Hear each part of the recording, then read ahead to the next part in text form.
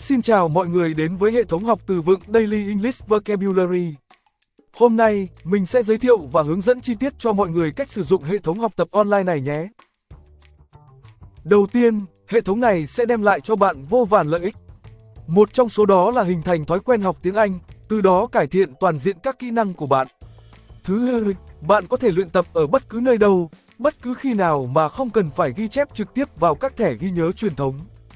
Không những vậy, hệ thống này hỗ trợ bạn tự động phân loại từ vựng dựa trên 3 nhóm từ loại, cấp độ và chủ đề. Khi bạn bắt đầu luyện tập, hệ thống này hoạt động dựa trên cơ chế hoàn toàn tự động và giúp bạn lên lịch học cho những lần tiếp theo. Thay vì chìm đắm giữa vô vàn từ vựng trong các quyển từ điển dày cộp, giờ đây bạn có thể tự xây dựng bộ từ điển phục vụ cho mục đích sử dụng của riêng mình. Đồng thời, bạn cũng có thể theo dõi tiến độ học từ vựng của mình thông qua chế độ hiển thị thông minh. Cuối cùng, hệ thống này đã được thiết lập sẵn với nhiều dạng bài tập thú vị, giúp bạn tránh khỏi việc ghi chép từ vựng một cách nhàm chán như phương pháp truyền thống. Vậy bạn sẽ sử dụng hệ thống này như thế nào? Hãy cùng bắt đầu nhé! Trang chủ. Đầu tiên, bạn có thể thấy thanh điều hướng xuyên suốt giao diện của trang học từ vựng này. Phía bên trái là bản báo cáo chung giúp bạn nắm bắt được tiến độ học tập của mình. Nhìn sang phía trên phải bạn sẽ thấy thời gian biểu học tập trong một tuần. Bạn có thể điều chỉnh lịch học sao cho phù hợp với nhu cầu cá nhân. Ngay dưới đây là kho lưu trữ tài liệu học tập được tổng hợp từ nhiều nguồn khác nhau. Hệ thống này chia tài liệu thành 4 nhóm như bạn có thể nhìn thấy ở đây. Khi bắt gặp từ vựng mới trong các video hoặc bài báo, bạn có thể tạo và lưu trữ từ đó vào trong cơ sở dữ liệu từ điển của riêng bạn. Đầu tiên, đánh dấu cộng và nhập từ vựng mà bạn đang muốn tìm kiếm. Trong trường hợp này, từ mà chúng ta đang muốn tìm kiếm là devoid. Bạn sẽ thấy rằng nó đã có sẵn trong từ điển. Sau đó, nếu bạn muốn luyện tập luôn từ này, hãy bấm chọn trường dữ liệu Inbox. Lặp lại quy trình này với những từ tiếp theo. Trong trường hợp từ vựng chưa có sẵn trong từ điển, như từ disclose, bạn có thể thấy ở đây, bấm vào lựa chọn thứ hai để tạo một trang mới trong từ điển. Việc làm này sẽ giúp bạn tiết kiệm thời gian và ghi nhớ từ vựng theo chủ đề hoặc theo bài học. Bạn hãy nhớ bấm chọn mục Inbox nếu muốn luyện tập ngay sau đó. Ok, vậy là chúng ta đã hiểu được cách vận hành của trang chủ.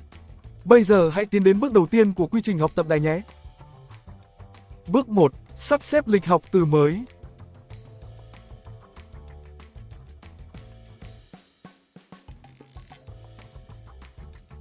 Phía bên trái cho chúng ta danh sách từ vựng chưa được lên lịch học. Bạn sẽ nhận thấy rằng đây là những từ vựng mà ta đã click chọn trong bước trước đó. Nhiệm vụ bây giờ của bạn là hoàn thành các thông tin cần thiết cho việc luyện tập. Trước tiên, hãy bấm chọn template cho từ và bạn sẽ có định dạng sẵn sàng để bắt đầu. Trường dữ liệu đầu tiên mà bạn cần hoàn thành là cách phát âm của từ. Sau đó, đăng tải tranh ảnh minh họa giúp bạn tạo dựng mối liên hệ tinh thần và ghi nhớ từ vựng lâu dài. Đừng quên ghi lại định nghĩa của từ. Bạn nên tham khảo thông tin từ các từ điển chính thống và được tin dùng như Cambridge hoặc Oxford.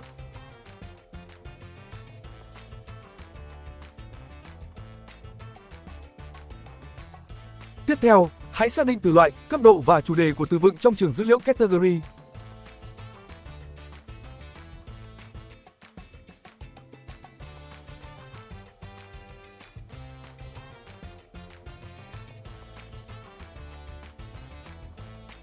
Nếu bạn chưa nhớ được toàn bộ các chủ đề, nhấp vào cơ sở dữ liệu Group.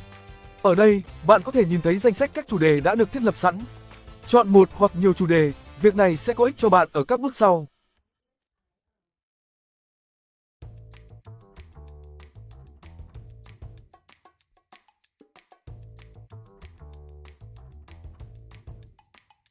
Một bí quyết giúp bạn ghi nhớ nhiều từ vựng cùng một lúc đó chính là học các từ đồng và trái nghĩa.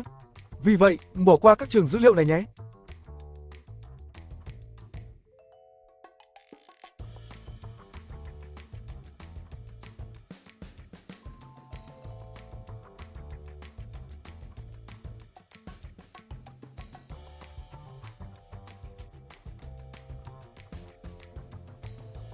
Trong trường hợp bạn muốn học nhiều ngôn ngữ cùng một lúc, hãy ghi lại các bản dịch trong từng ngôn ngữ khác nhau.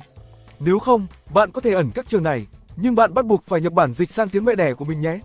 Dùng dấu phẩy để ngăn cách các bản dịch nếu từ bạn đang học có nhiều ý nghĩa khác nhau. Bổ sung thêm một ví dụ về cách sử dụng từ trong trường dữ liệu sentence. Đây là thông tin quan trọng giúp bạn luyện tập, thế nên bạn không nên bỏ qua bước này. Trên đây là những thông tin cơ bản và quan trọng giúp bạn luyện tập. Bên cạnh đó, nếu bạn muốn, bạn cũng có thể đăng tải audio phát âm của từ.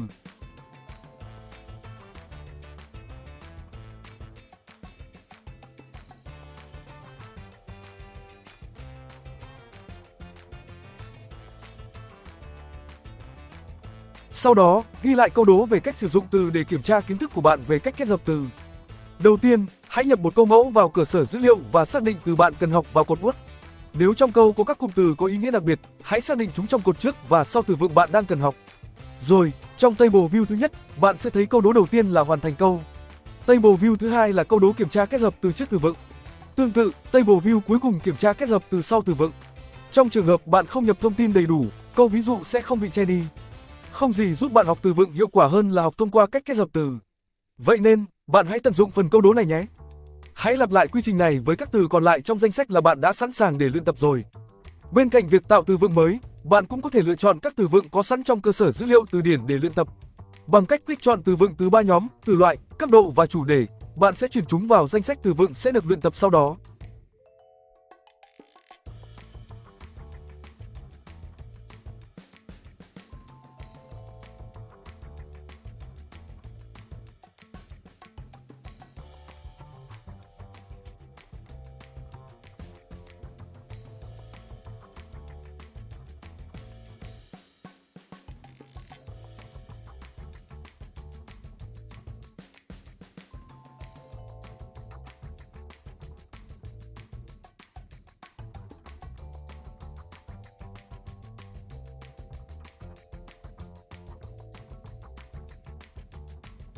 Vậy là gần xong rồi.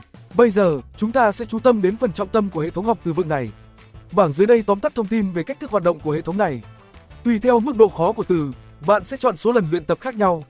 Nên nhớ, hệ thống này chỉ cộng dồn số lần luyện tập dựa trên đáp án đúng.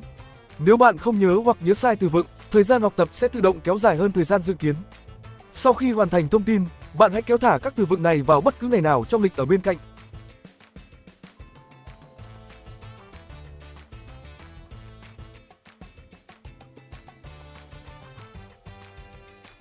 Bạn sẽ để ý thấy rằng từ vựng trong View Drop Here đã được lên lịch học vào ngày hôm sau trong View Only View. Vậy là xong rồi, chúng ta sẽ chuyển sang giai đoạn luyện tập nhé. Bước 2. Luyện tập lặp lại ngắt quãng. Phía trên cùng của trang này là các bài luyện tập để kiểm tra khả năng ghi nhớ của bạn. Dưới đó lần lượt nơi lưu trữ đáp án của bạn và thống kê tiến độ học tập mà trước đó bạn đã nhìn thấy ở trang chủ, bao gồm 5 cấp độ biểu thị bằng các ký hiệu khác nhau.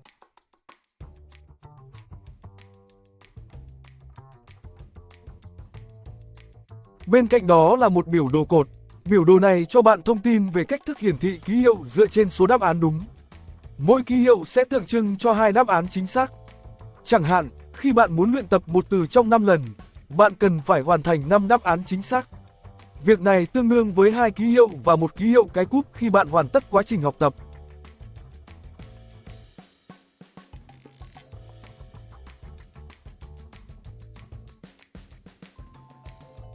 Hệ thống học tập ngắt quãng này cũng sẽ thống kê số lượng và tỷ lệ phần trăm từ vựng theo từng giai đoạn. Bên dưới là toàn bộ số lượng từ vựng bạn đang và đã hoàn tất học tập. Đồng thời, hệ thống này đã được tự động hóa, đồng nghĩa với việc bạn không phải thao tác thủ công xác định ngày luyện tập tiếp theo. Các bộ lọc ở đây sẽ lọc ra các từ vựng cần luyện tập theo từng ngày từ thứ Hai đến Chủ nhật.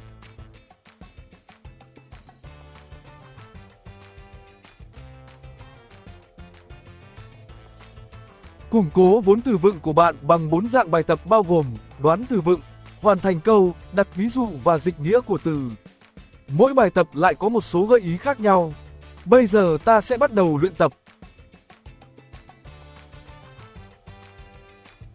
Như các bạn có thể thấy trên đây, các từ vựng được lên lịch vào thứ Hai sẽ hiển thị trên Table View Monday. Nhiệm vụ của ngày hôm nay là đoán từ vựng dựa trên các gợi ý từ loại, từ đồng nghĩa và nghĩa tiếng Việt. Nhập đáp án vào trường Answer Field. Trong khi nhập, bạn có thể thấy hệ thống đánh giá sẽ hiển thị dấu chấm than đỏ khi bạn nhập đúng các chữ cái của từ và sẽ chuyển thành ký hiệu dấu tích màu xanh khi bạn hoàn thành chính xác từ vựng. Tuy nhiên, hệ thống này sẽ chuyển sang dấu X đỏ khi bạn xác định sai từ vựng. Lặp lại quá trình này với các từ còn lại trong danh sách. Nếu bạn không tự tin với khả năng ghi nhớ của mình, bạn cũng có thể tăng số lần luyện tập của từ bằng cách thay đổi lựa chọn trong trường rep. Để củng cố từ vựng, bạn hãy bấm chọn từ và luyện tập thêm. Ghi nhớ ý nghĩa và cách sử dụng từ trong câu. Nghe cách phát âm của từ và audio của câu ví dụ.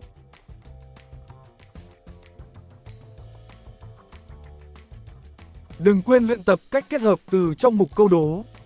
Hệ thống này rất thuận tiện bởi bạn có thể học từ vựng với tốc độ phù hợp với cá nhân và kiểm soát được lượng thông tin của mỗi từ.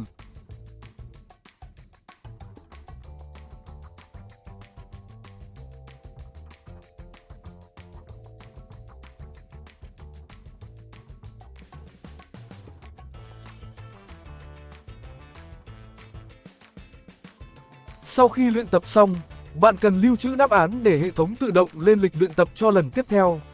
Nhấp chọn Review và điền đáp án của bạn.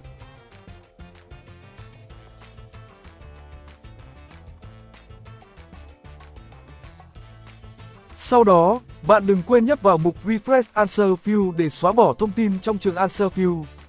Cuối cùng, nhấp vào phần Check Answer để hệ thống đánh giá kết quả. Sau bước này, hệ thống sẽ tính toán ngày luyện tập tiếp theo của từng từ vựng phụ thuộc vào đáp án bạn cung cấp. Bạn có thể thấy bảng thống kê kết quả bên cạnh thay đổi ở biểu tượng quả cầu do ta chỉ trả lời đúng duy nhất từ Adobe. Với những đáp án sai, bạn sẽ cần luyện tập từ vựng đó vào ngày hôm sau. Như các bạn có thể thấy trên đây, các từ vựng được lên lịch vào hôm nay sẽ hiển thị trên Table View Tuesday. Nhiệm vụ của ngày hôm nay là hoàn thành câu dựa trên các gợi ý từ loại, hình ảnh minh họa và câu văn đã bị che từ. Trong trường sentence, bạn sẽ thấy các từ vựng cần hoàn thành sẽ bị che đi bằng cách dấu gạch ngang và chỉ để lại chữ cái đầu tiên. Số lượng dấu gạch ngang tương đương với số lượng chữ cái trong từ. Tương tự với ngày hôm qua, bạn nhập đáp án vào trường Answer Field. Lặp lại quá trình này với các từ còn lại trong danh sách.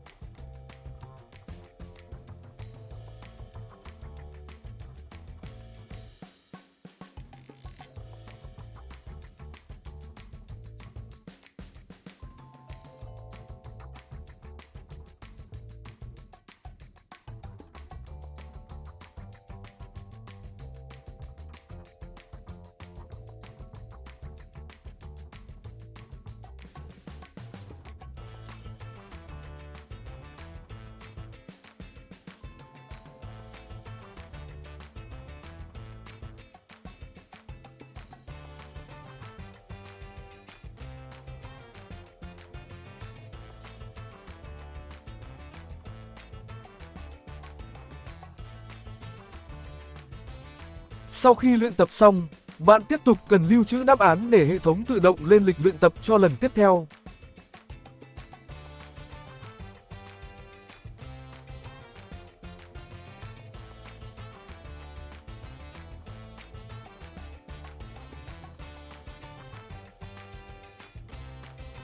Làm tương tự như ngày hôm qua và bạn sẽ thấy số lượng đáp án đúng đã tăng lên đến 5.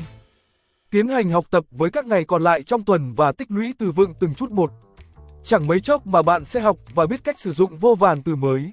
Bước 3. Gợi nhớ chủ động. Trang gợi nhớ chủ động được chia thành 2 phần. Phần thứ nhất giúp bạn luyện tập phát âm. Phần thứ hai được phân loại theo từ loại, cấp độ và chủ đề.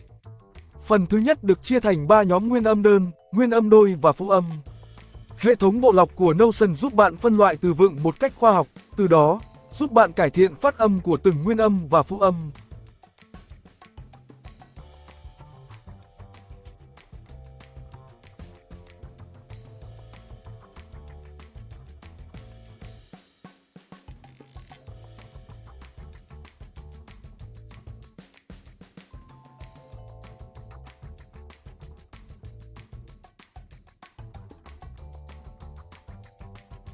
Tiếp theo, Gallery View dưới đây giúp bạn nắm bắt được tiến độ học tập dựa trên cách phân nhóm từ loại, cấp độ và chủ đề. Hãy cùng hiểu sâu hơn về hệ thống này. Trong cơ sở dữ liệu State, bạn sẽ thấy danh sách các từ vựng chưa và đang luyện tập. Để ôn lại các từ vựng bạn đã hoàn tất luyện tập, chọn cơ sở dữ liệu Completed. Ở đây, các từ vựng sẽ được phân nhóm theo tháng và năm. Khắc sâu từ vựng vào tâm trí bạn bằng trò chơi đoán từ vựng dựa trên hình ảnh và ký hiệu minh họa chủ đề của chúng. Click chọn gợi ý trong trường hợp bạn không thể xác định được từ.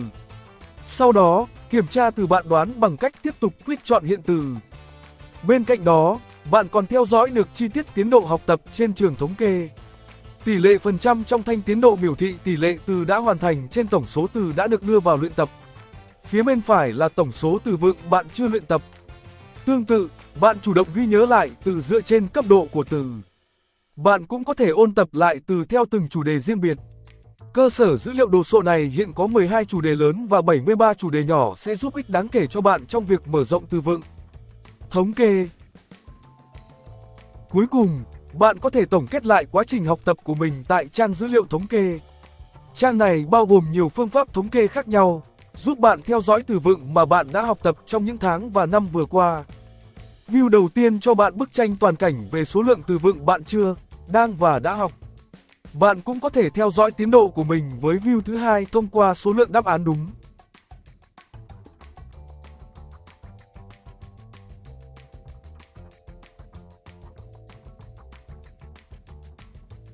View thứ 3 và 4 giúp bạn lượng hóa số từ vựng học theo tháng và năm.